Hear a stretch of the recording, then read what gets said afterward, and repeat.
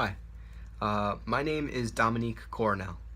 I'm a political science major at DePaul University, where I'm vice president of our SSDP chapter here at DePaul.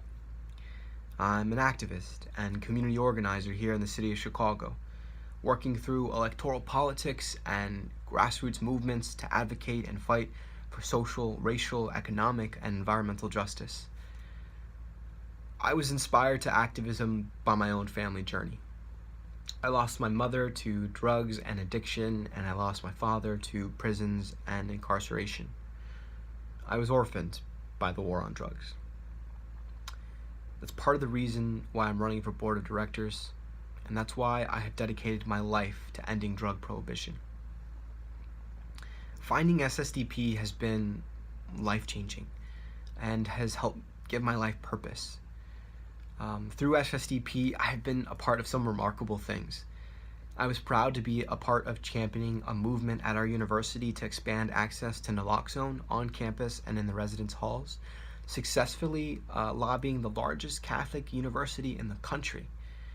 At the state level, I am honored to work alongside some of the brightest SSDPers in Chicago on the cannabis legalization bill to advocate for racial equity in the industry, sensible drug education, and marijuana justice for all in the state of Illinois.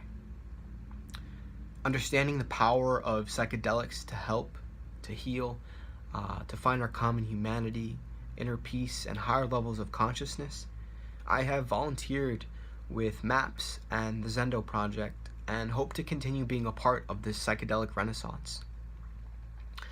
From being a part of SSDP for a couple years now, and attending the strategy summit last year, and traveling and speaking to so many SSDPers around the country, I have started to analyze and come up with questions and answers to how we could possibly do better as an organization.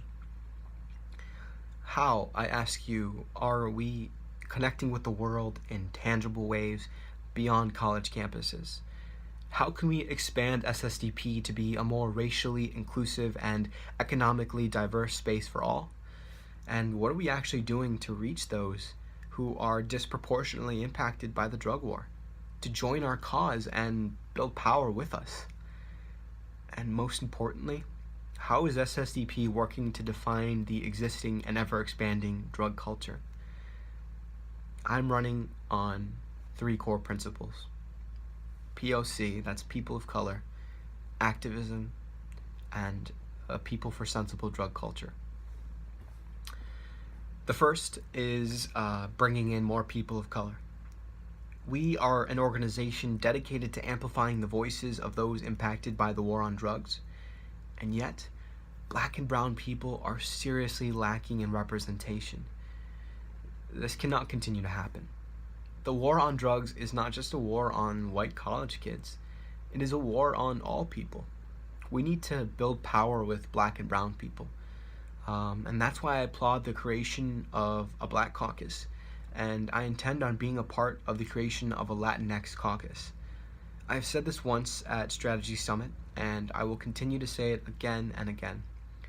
It is not enough to be anti-racist or have a anti-racism approach. We need to be pro-Black and brown liberation. That means standing in solidarity with Black and brown youth on the south and west sides of Chicago, to Philly, to Cali, to migrant refugees at the border, escaping poverty and violence caused by the drug cartels in Central and South America. That means collaborating with minority coalitions, developing concrete initiatives to reach those people of color who want to work with us but can't because they might not be in school. It means working with groups like Black Lives Matter and Black Youth Project 100 because their struggle is our struggle. Our fights are the same. The war on drugs is a war on Black and brown people, and I believe now is the time to be bold, to go outside of our comfort zone. And if we are not actively using our privilege to liberate others, we are complicit in their oppression. We should hone in on our interconnected struggle because we cannot end the drug war on our own. Which leads me to my second core principle that I'm running on, and that is embracing activism. No real change in American history, not the civil rights movement, not the labor movement, nor women's rights movements, nor any other movement in history has ever succeeded without grassroots activism, without millions of people engaged in the struggle for justice. We are limiting ourselves right now, alienating those who cannot afford to go to college. I started as an activist, going around the country, being a part of direct actions and fights for human rights, from protesting with indigenous communities at Standing Rock to locking arms with marginalized communities of Flint, Michigan, to fighting gentrification right here in Chicago. I have been a part of and personally organized rallies, marches, protests that lift up issues and speak truth to power. I believe we should follow the lead of the Parkland students in Florida, who organized and mobilized to enact real gun policy reform through activism, and also follow the lead of the Sunrise Movement, who are amplifying the voices of young people and are fighting climate change and championing a Green New Deal. And finally, the People for Sensible Drug Culture. I'm introducing an initiative and concept called the People for Sensible Drug Culture, PSDC. At its core, PSDC is the embodiment of the fundamental understanding that we are in the midst of a drug culture revolution. Whether or not we as a network condemn or condone drug use, the reality is folks are using drugs and will continue to use drugs, especially in an era when marijuana legalization is a political inevitability. This, along with the decriminalization of psilocybin movement and the rampant use of drugs in the music scene and in all communities around the nation and around the globe, will necessitate the development of a culture in how we use and think about drugs. SSDP or PSDC has the potential to be a leading force in how the world thinks about drug use, especially as drugs become more mainstream. A failure to embrace this cultural shift could lead to a hijacking of mainstream drug use by the capitalist class and drug industries, as exemplified in the pharmaceutical industries, the tobacco and alcohol industries. So what is PSDC and what is this concept? Well, at a very high level, PSDC would be a subsidiary or a sister partner within SSDP, a grassroots effort dedicated to defining what it means to be a lifelong drug user or member of the drug community in this new and incoming drug revolution. PSDC would go beyond academic institutions and expand to the new drug culture through media, through film, art, interactive articles, blogs, memes, to bridge the gaps between culture and policy. You see, the most limiting factor for reaching marginalized communities is that SSDP is focused on college campuses, where only the most privileged can attain education and thus have access to an organization like Students for Sensible Drug Policy. People for Sensible Drug Culture goes beyond academia and would be more inclusive for all folks. Thus, PSDC would require a strong presence at music festivals, raves, concerts, shows, online, and more. It would necessitate a platform dedicated to drug memes and other related drug content, blogs and articles and podcasts, drug use, tricks, tips. What does it mean to be a person of color and a drug user, a parent and a drug user? Picture something like Vice, but not as cringy or clickbaity and more non-profit driven and education focused, but still normalizing drug use to shift the culture and to bring people in.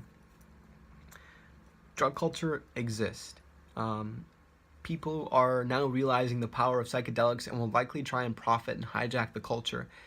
It's becoming mainstream. Thus reinforces the need to have a stronger presence in the music scene and at festivals and local raves and online and in the memes and everywhere in between. Universities and chapters and groups are doing that already, but I believe it's incumbent upon us to champion that. In my experience as an organizer, I've found that civic engagement is really low. People are disillusioned from politics and political issues, and one way to combat that and bring people into the political process is through art, through music, or going to the spaces where they are. But beyond that, it's about ensuring that we as young people, as the next generation, start defining what it means to be a drug user. Start ending the stigmatization, start promoting safe and healthy drug use now, and the normalization of drug testing, especially as drug use will become more common and as industries will encourage excessive consumption for greater profit. PSDC would serve as a pipeline for students and young people to get into these ever-expanding drug industries, beyond cannabis industries, where it would enable our society to end stigmatization, promote and work towards equal opportunities for people of color within these industries, and be a space for drug industry workers' labor rights to develop and grow. It would be an entity dedicated to true public health and safety in this new culture, focused on real harm reduction, fighting glorification of excessive consumption of drugs, that is healthy drug use, proper dosing, sex and drugs, consent and drugs. How are we properly educating folks to help those who are having a difficult experience with psychedelics? While I recognize that entities like Dance Safe and the Zendo Project already exist, I believe it is essential to be the pipeline for those entities for all who might be interested and continue working together by entering these cultural spaces. Our SSDP Global Conference is incredible, but the reality is not everyone is a student and not everyone has $400 to blow on a ticket or more. So it is our job to bring the conference to the people through media, through grassroots means, and entering spaces where people actually are. We as an organization, be it SSDP or PSDC within it, must consider the intersectionality of drugs and drug use and other issues within drug culture, like sex and consent and drugs, race and gender and drugs, mental health and drugs, etc.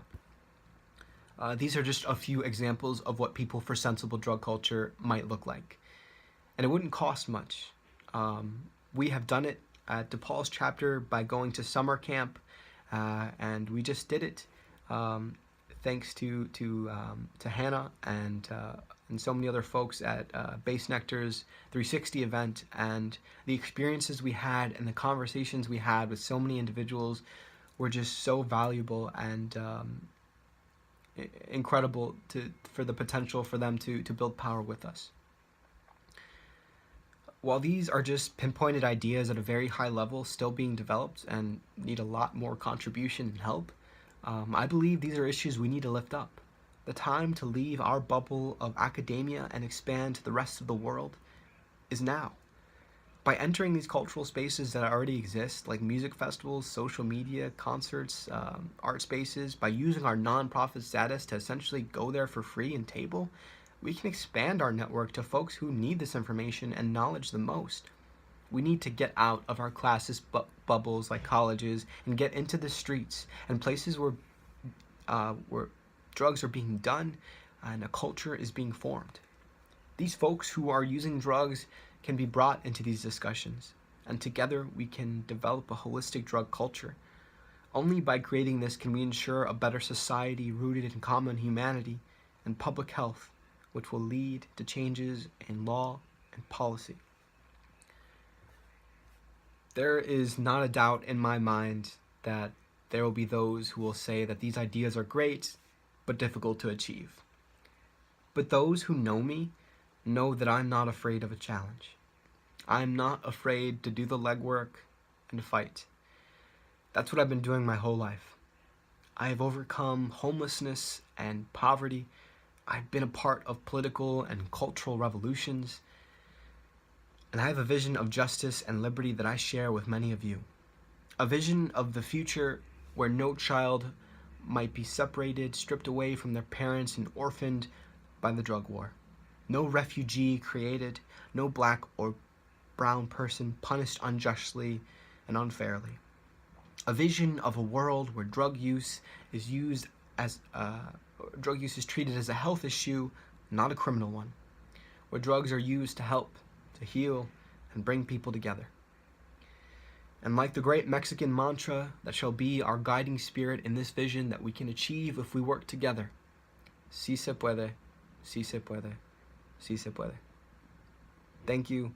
I look forward to seeing you all in Chicago, and thanks.